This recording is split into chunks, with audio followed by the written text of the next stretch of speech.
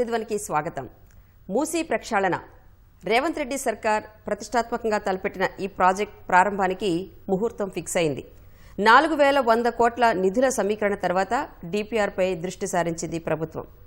ఉగాదికి మొదటి దశ పనులు షురూ చేస్తామంటోంది. హైదరాబాద్ మహానగరంలో 55 కిలోమీటర్ల మూసీ పరివాహకంలో తొలి దశలో 9 కిలోమీటర్ల మేర రూపం మారనుంది. ప్రపంచంలోనే ఎత్తైన మహాత్మాగాంధీ విగ్రహం, ఆయన బోధనల మ్యూజియం, ప్రార్థనా మందిరాలు, రహదారుల నిర్మాణాలు ఇలా ఎన్నో ఆకర్షణలు రానున్నాయి. అన్నీ అనుకున్నట్లు జరిగితే 2030 నాటికి స్వచ్ఛ మూసీని చూస్తామంటున్నాయి ప్రభుత్వ వర్గాలు. మరి మిషన్ మూసీకి సంకల్పం బాగానే ఉన్నా సవాళ్ల మాటేంటి? ఆక్రమణల తొలగింపు, వ్యర్థాల శుద్ధి ఇవన్నీ ఎలా చేయాలి? ఈ మొత్తం ప్రాజెక్టుపై నిపుణులు ఏమంటున్నారు? ఇదే అంశంపై ఈరోజు ప్రతిధ్వనిలో చర్చిద్దాం. చర్చలో పాల్గొంటున్న వారు కరుణాకర్ రెడ్డి గారు, వ్యవస్థాపకులు వాక్ ఫర్ వాటర్ స్వచ్ఛంద సంస్థ, doctor Sai Bhaskar Reddy garu, chief climate engineering officer from SL, and professor Venkateswara Rao garu, JNTUH retired. Machine మూసీలో మొదటగా 9 కిలోమీటర్ల ప్రక్షాళన అంటోంది ప్రభుత్వం. అంటే అసలు మొత్తం ఎన్ని ఫేజుల్లో ఈ ప్రాజెక్ట్ చేపడుతున్నారండి? మొట్టమొదటిగా చేపట్టేది ఈ ఫస్ట్ ఏది హిమాయత్ సాగర్ నుంచి ఈ బాపుఘాట్ వరకు అండి. అయితే మీరు ఒక మాట అడిగారు, అడ్డంకులు ఏమిటి, ప్రజల యొక్క ఆకాంక్షలు ఏమిటి, అలానే ప్రభుత్వంకి ఎంత త్వరగా ఈ ప్రాజెక్ట్ పూర్తి చేయడానికి కొన్ని విషయాలు నేను పంచుకుంటాను. చెప్పండి. ముఖ్యంగా అసలు ఈ మూసీని ప్రక్షాళన చేయడం అనే విషయంలో ఎవరికి ఎలాంటి అభ్యంతరాలు లేవు. అది ప్రజలందరూ ఆమోదించిందే. అయితే ఎలా చేస్తున్నారు ఏమిటి అనేది ఇక్కడ ముఖ్యం అన్నమాట. ఉదాహరణకి మనము ఆ బఫర్ జోన్ అనే ఒక ఆస్పెక్ట్ ఉంది కదా, కొంచెం దాని మీద డీల్ చేస్తాను. బఫర్ జోన్ అంటే ఒక వాటర్ బాడీ దగ్గర ఇంకా కొంత అక్కడ వాటర్ బాడీకి వచ్చే నీళ్లని శుద్ధి చేయడానికి వాడే వెజిటేటివ్ కవర్ అన్నమాట. అంటే చెట్లతోనూ వాటితోనూ ఉంచగలిగేది. ఇది ప్రపంచవ్యాప్తంగా నదులు వీళ్ళు ప్రక్షాళన చేశారు కదా. ఉదాహరణకి థేమ్స్ నది ఇందాక అన్నట్టు ఒకప్పుడు మూసీ నది లాగానే ఉండేది. అక్కడ హౌస్ ఆఫ్ లార్డ్స్ కూడా ముక్కు మూసుకొని పార్లమెంట్ అటెండ్ అయ్యే పరిస్థితి అనమాట. కానీ ఈ రోజున ప్రక్షాళన చేసిన తర్వాత వేల్స్ కూడా అందుట్లో స్విమ్మింగ్ చేసే పరిస్థితి. అంటే అంత బాగా నీట్గా చేశారు. సో ఈ బఫర్ జోన్ అనేది అన్ని చోట్ల ఒకే విధమైన వెడల్పుతో ఉండాల్సిన అవసరం లేదని నా అభిప్రాయం అండి. అసలు మూసీ రివర్ వెడల్పే అన్ని చోట్ల ఒకే రకంగా ఉండదు. కొన్ని చోట్ల గార్జ్గాను, అంటే ఒక చిన్న కోత కోసి చిన్న స్థలం ఆక్యుపై చేసి ఇంకా కొంచెం దిగువకి వెళ్ళిన తర్వాత వెడల్పుగా ఉంటుంది. సో మనకు కూడా ఇక్కడ హెరిటేజ్ స్ట్రక్చర్స్ అని యాక్చువల్గా ఇల్లీగల్ స్ట్రక్చర్స్ పక్కన పెడదాం, పర్మిషన్ ఇచ్చిన లేఅవుట్లు కానీ లేకపోతే మిగతా పెద్ద పెద్ద బిల్డింగ్స్ కానీ ఉన్నప్పుడు మనం దానికి అనుగుణంగా కూడా ఈ బఫర్ జోన్ని పెంచుకుంటూ ఒక చోట తగ్గించుకుంటూ ఒక చోట కూడా వెళ్ళవచ్చు. యాక్చువల్గా మీరు ప్యారిస్ నగరంలో కనుక సీనీ రివర్లో చూసినట్టయితే కొన్ని చోట్లయితే కొన్ని మీటర్లే ఉంది.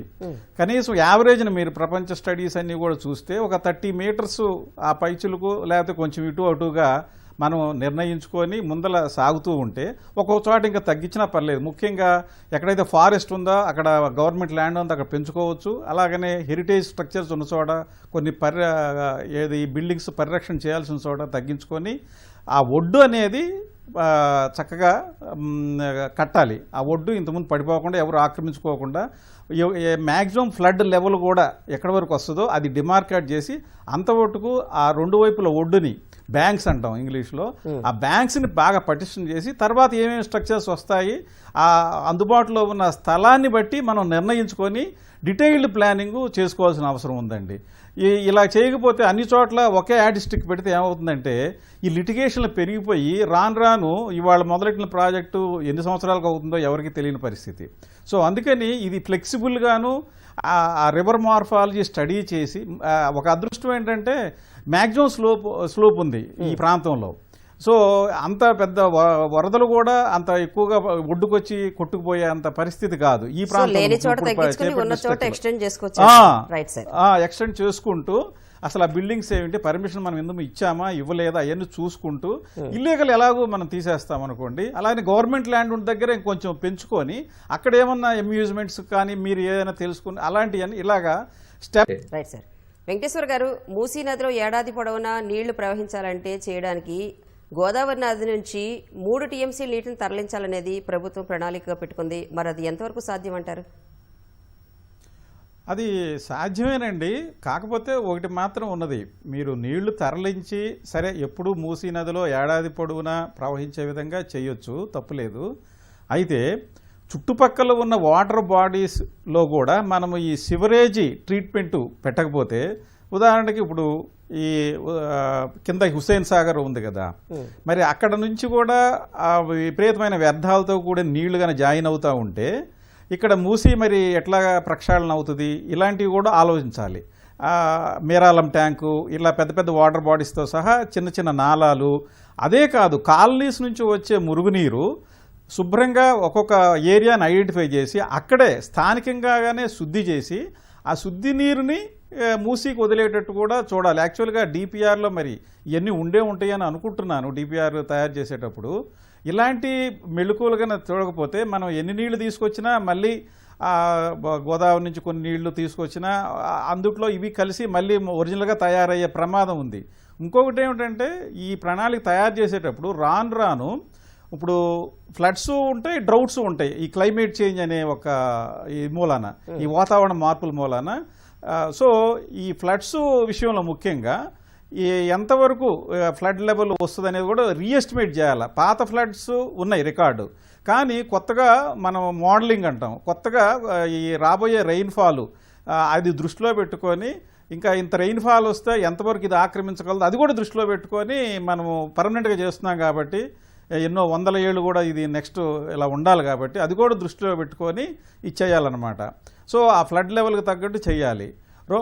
ఈ cleaning up not only Musi and surrounding areas కూడా, ఏదైతే నాళాలు కానీ ఇవి చెరువులు కానీ, యాక్చువల్గా గోదావరి వాటర్ తీసుకురావాల్సిన అవసరం కూడా కొంత ఉంది. అయితే మనకు నిరంతరం ఫ్లో చేయాలంటే అంత వాటర్ కూడా అవసరం ఉండకపోవచ్చు. ఎందుకనంటే చెక్ డ్యామ్స్ ద్వారా కొంత నీటిని మూసి నదిలో నిలపాలి. ఇప్పుడు మీరు సాబర్మతి రివర్ మీరు చూసి ఉంటారు అహ్మదాబాద్లో, అక్కడక్కడ చెక్ డ్యామ్స్ కడుతూ ఆ చక్కగా నీళ్ళు ఎప్పుడూ కూడా ఫ్లో అవుతూ ఉండేటట్టు చేశారన్నమాట. ఈ చెక్ డ్యామ్స్ మూలన ఏంటంటే గ్రౌండ్ వాటర్ కూడా రీఛార్జ్ అవుతుంది. సో అది కూడా ఒక అడ్వాంటేజ్ కూడా ఉంది. గోదావరి నీళ్లు తీసుకో సార్ వెంకటేశ్వర్ గారు, ఇప్పుడు హైదరాబాద్ వరదలకి మూసీ ప్రక్షాళన అనేది పరిష్కారం చూపుతుంది అని సీఎం రేవంత్ రెడ్డి గారు అన్నారు. అది సాధ్యమేనంటారా? అలాగే వరద సమస్యలకు చెక్ పడుతుందని కూడా మనం భావించవచ్చా? వరద సమస్యలకి మూసీ బ్యూటిఫికేషన్ అనేది కొంతవరకు చెక్కుపడుతుంది, కానీ అదే ఏదో ఒక పెద్ద సొల్యూషన్ అనుకోవడానికి వీలు లేదు. ఎందుకంటానంటే మిగతా నాళాలన్నీ మూసుకుపోయినప్పుడు మూసీలోకి ఆ వచ్చే నాళాలు ఫ్రీగా ఉంటేనే కదా ఈ కాలనీస్ అన్ని మునక్కుండా ఉండేది. సో మిగతా నాళాలు కూడా మనం శుభ్రం చేసుకోవాలి. అది ఒకటి. రెండోది ఏంటంటే పొల్యూషన్ వైజ్లో మనం కనుక చూస్తే, ఇప్పుడు పైన బాపుఘాట్ వరకు అంత పొల్యూషన్ తక్కువే ఈ రోజున, కానీ మనకి ముసారంబాగు అక్కడి నుంచి కిందకి ఎంత పొల్యూషన్ అంటే ఇంకా కింద ఇంకా డౌన్ స్ట్రీము బీరువాలో పెట్టుకున్న నగలు కూడా మూసి ఒడ్డున ఎవరైనా ఇళ్ళు కట్టుకున్నారో నగలు, బంగారపు నగలు కూడా నల్లబడిపోయినాయి. అంటే ఎంత హైలీ ఇండస్ట్రియల్ పొల్యూషన్ కూడా జాయిన్ అవుతుందో అర్థం చేసుకోండి. ఈ మూసి దిగువ వాటర్ తోటి ఇరిగేషన్ చేస్తున్నారు, అందుట్లోకి హెవీ మెటల్స్ కూడా జొరబడి మనకు తెలియదు. మీరు కొంటున్న కూరగాయలు కానీ, లేకపోతే ఆకుకూరలు కానీ, లేకపోతే ఈవెన్ గ్రెయిన్స్ కానీ, అందుట్లో మన అగ్రికల్చర్ యూనివర్సిటీ వాళ్ళు కూడా ఎక్స్పెరిమెంట్స్ చేశారు, ఇవన్నీ కూడా అందుట్లోకి వెళ్తున్నాయి. సో అది ఒక అడ్వాంటేజ్. ఒకసారి పొల్యూషన్గా ఆపగలిగామంటే చాలా మటుకు హెల్త్ సమస్యలు, ఒక దోమల సమస్య కానీ మిగతా అన్నీ కూడా చాలా మటుకు మనకి ప్లస్ పాయింట్ అయ్యే అవకాశం ఉంది.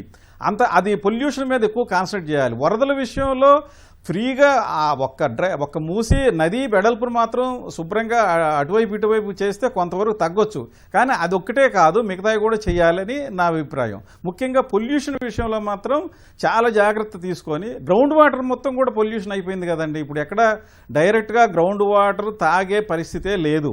నైట్రేట్ లెవెల్స్ విపరీతంగా పెరిగినాయి. 40 బిలో ఉండాలి mg/లీటరు, అది వచ్చేసేమో 80-90 TDS. అసలు మూసీ నది ఒడ్డున ఏదన్నా ఒక బోర్ వేసామంటే TDS 1100 mg/లీటర్ ఉంది. సో ఎక్కడ తాగే పరిస్థితి కూడా, గ్రౌండ్ వాటర్ చాలా పొల్యూట్ అయిపోయింది. సో ఇవన్నీ యొక్క లాభాలు కొన్ని ఉంటాయి మనం పొల్యూషన్ కన్నా అరికట్టగలిగితే.